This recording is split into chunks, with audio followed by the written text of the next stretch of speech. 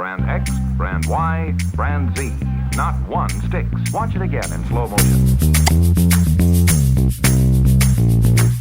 Welcome to the Sticky Branding Podcast. In this show, we are unpacking how companies grow sticky brands. My name is Jeremy Miller. I am the founder of Sticky Branding and host of the show.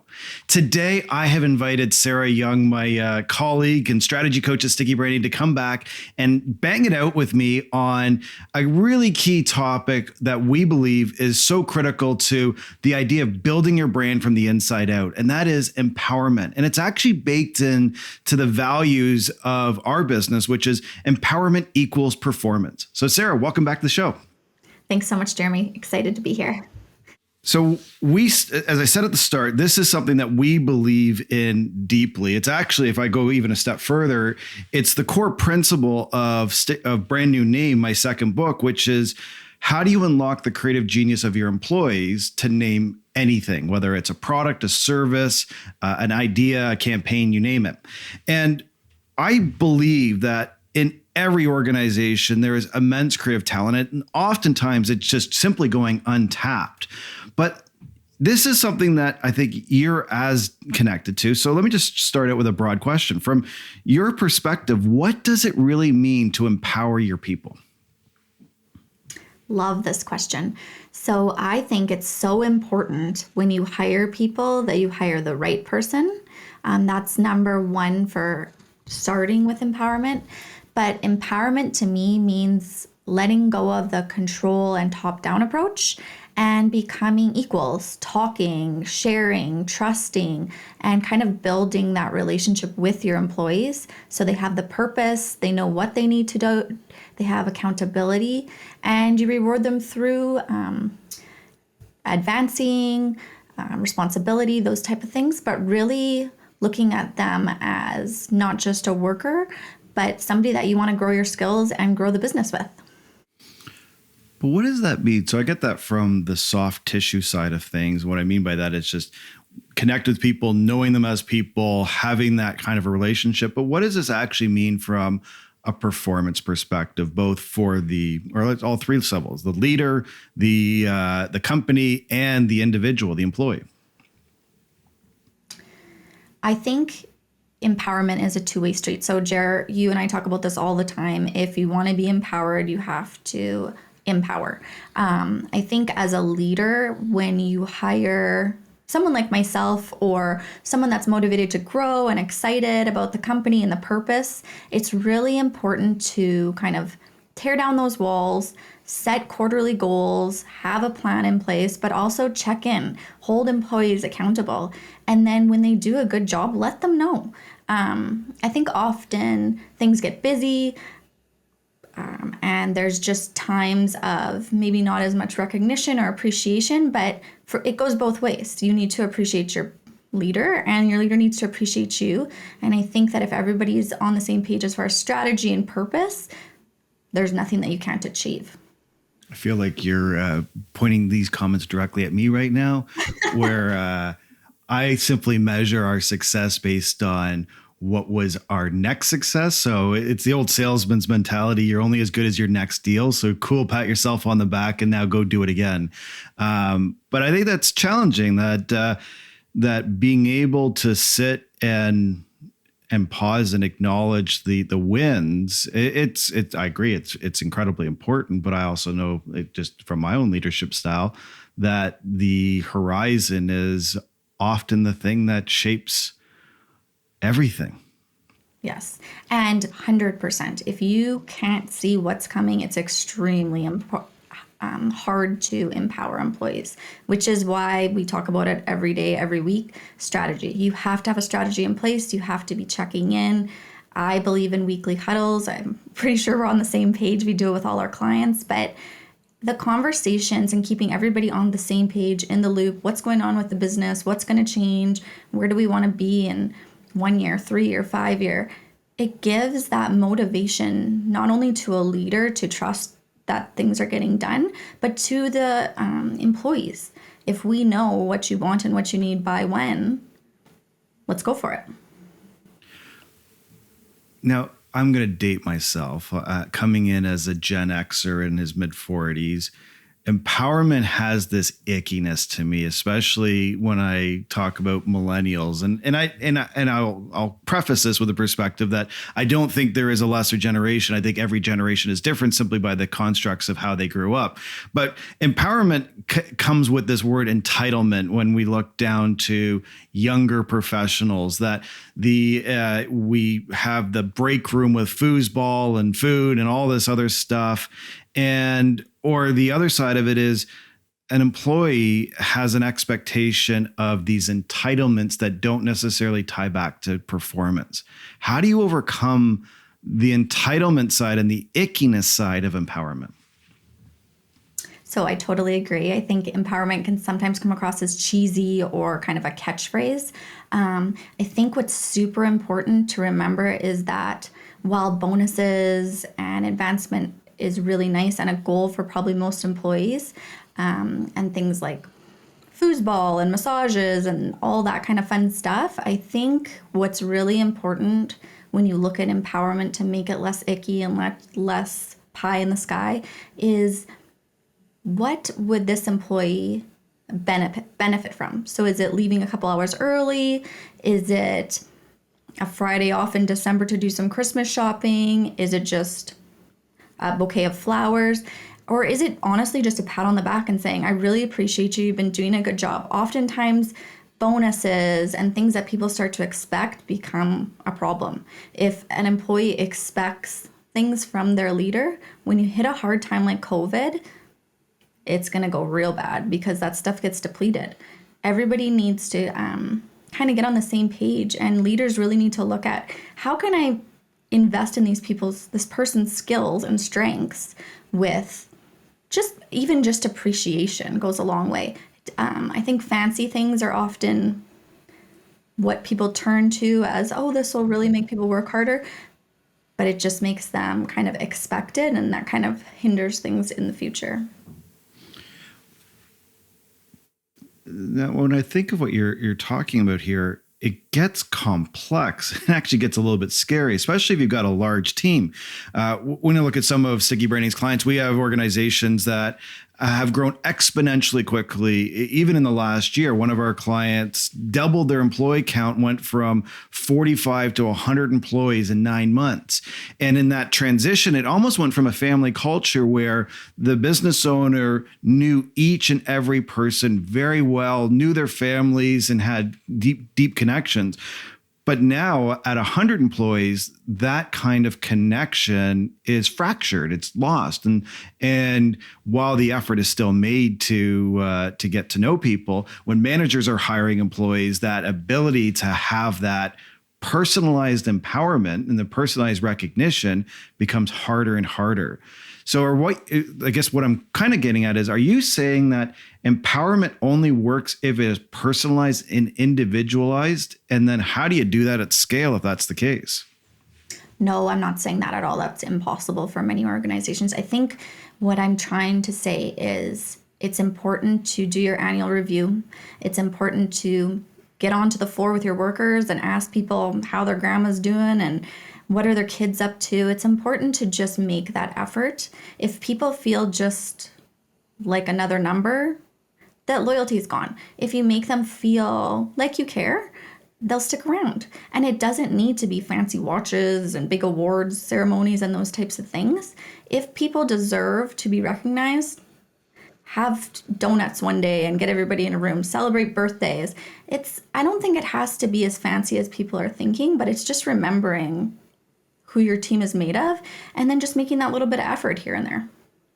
I like that. It was something I learned a long time ago. If I go back to my previous life and Leap Job and running a recruiting agency, we used to get opportunities to walk the floor of lots of different manufacturing facilities. And the thing that was always so striking is I'd be getting a tour from the president or the business owner, and there was two types of cultures. There was the one type of culture where the employees would literally put their eyes down and like physically retreat. Even though they were at their workstations, they would try to make themselves as small as possible, just because they were, I would assume, afraid, if not afraid, just they didn't have that trust or connection to the management. And then there was the other culture where when the owner walks the floor, people brighten up, they joke, they laugh. I actually see this frequently. One of our clients, and you know them well, Sarah, but it's Fruitland Manufacturing. Chris White is the CEO, and he's one of the guests on our podcast interviews. And every time I watch Chris walk the floor, he stops at people's desks. He asks them how they're going. They might joke around about baseball or things like that. But the thing that is more intriguing is that people actually ask him questions. Especially through COVID, they'd be like, "Hey, Chris, what's going on with this? Or do we have to do layoffs?" And they would actually literally ask him that from their floor stations as he was touring the plant. And how inspirational is that they felt that comfortable, safe, and trusted him to ask? Because oftentimes, and even in past experiences, I personally haven't felt that way. And so I think Chris is someone to look up to. If you can connect with people, even just walking through the floor or on holidays or that type of thing, that they feel comfortable to kind of, ease their concerns, it's huge. That is empowerment through and through. So this is where it gets multifaceted. So it's communication, it's culture, it's performance, it's clarity of job, it's clarity of strategy. You're making me feel overwhelmed now. How does a company actually execute on this so we don't just simply give it lip service? So I think, this is what we do at Sticky Branding specifically, as you know all too well. I think it is starting with strategy. What are your goals for this year? What are your goals for the next 3? Who's in charge of what? And then checking in quarterly. If you check in quarterly, you can make goals that are achievable. And with your weekly huddles and different meetings and conversations, you can check what's working, what's not working, and there can be open, honest communication, and people aren't afraid if they don't get something done, this or this happens. It's an honest, rolling conversation and kind of list of action items that I think really helps. And then I think on top of that, it's the recognition and appreciation as things get achieved. So remembering to celebrate by bringing donuts to work or even sending an email congratulating who did what well, that kind of thing. And then just keeping on investing, getting to know your people. If somebody's having a hard time remembering, but it really comes down to strategy, and it really comes down to checking in and staying on top of where you and your team are. And I think I'd push it even a step further. And this is something that I'm passionate about. It's like brand new name. When we are trying to create a naming project, oftentimes the first place a company would look is they would outsource it to an advertising agency, or they'd hire a consultant because we're not creative enough. And I truly disagree with that premise of that. I think inside every organization is, as I've said before, immense creative talent. But how we ask for that and participate in it is key. So the way brand new name works is it's a naming sprint where you get all of your employees involved in it over the course of 5 days. You get everyone to contribute, say 5 good names a day for 5 days, and you gamify it. We have clients, for example, that will give away Amazon cards or Starbucks gift cards. Others on the actual selection process. If your name makes the short list, you get a free vacation day. And if your name is selected, you might get, say, box seats to the Seahawks. These are actual real awards that companies have done. And it creates a vibrancy and an energy in the organization, because how often does a line cook in a restaurant get to participate in the brand strategy at corporate? Or when do accountants and service people and other people get actually able to participate in strategy?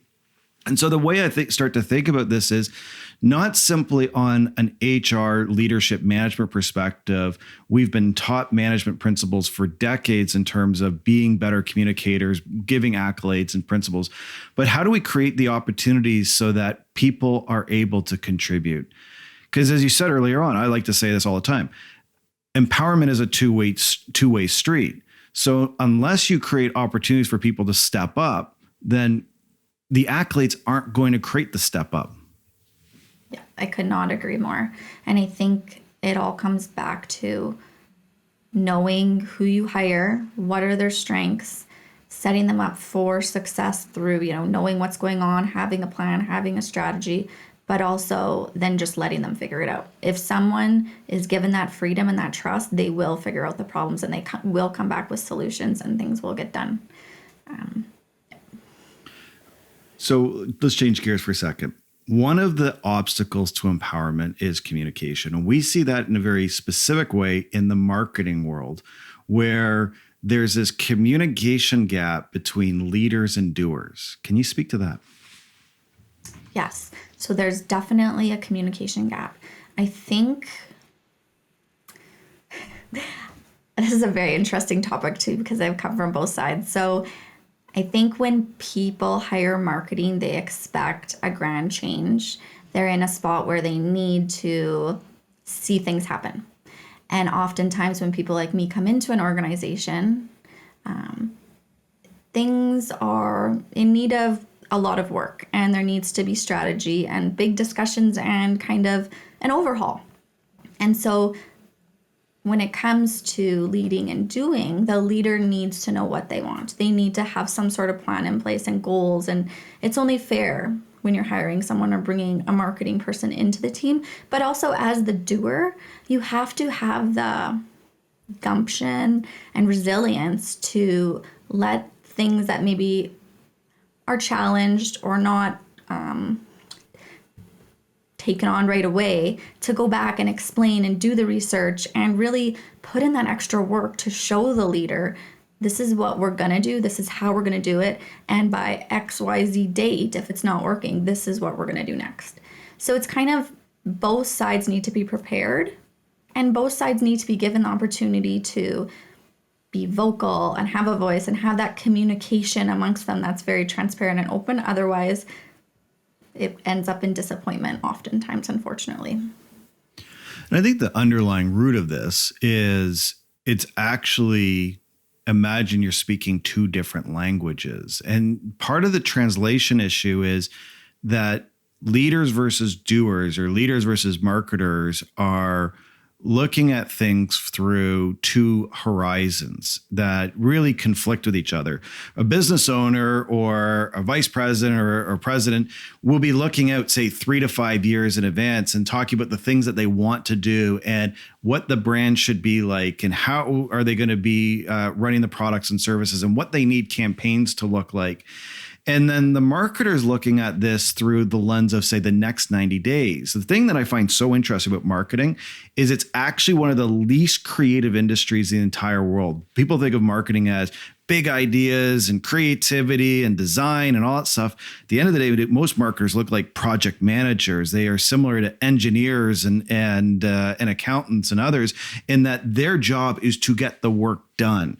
And so that big idea versus the immediate execution creates these gaps.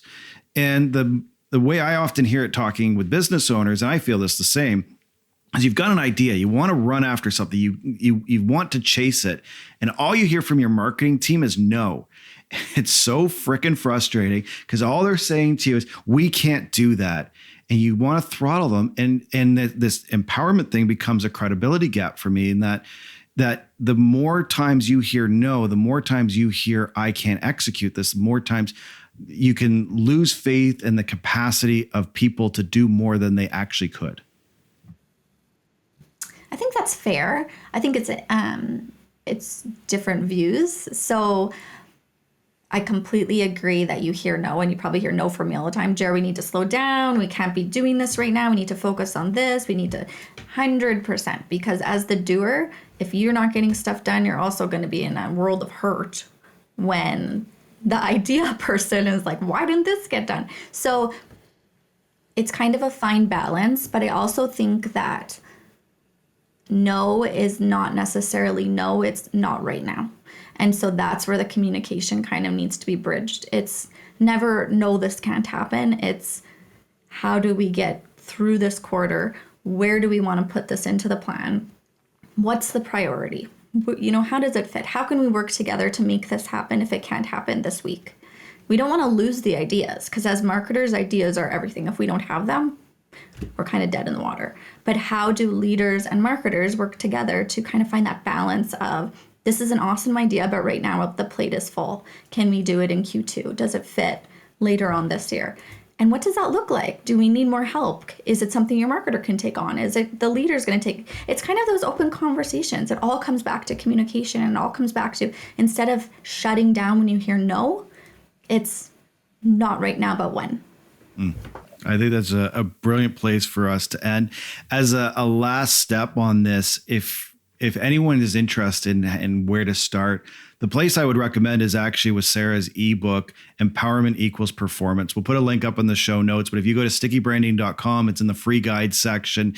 And so she's laid out some of the key principles that we've talked about today. And this is really attitudinal. You have to make the choice and the decision as a leader, as a business owner, or even as someone who manages people, that how do I help everybody rise up? And I think one of the common threads of all of this podcast has been every brand is built from the inside out. It's built by people, smart, ambitious, creative people.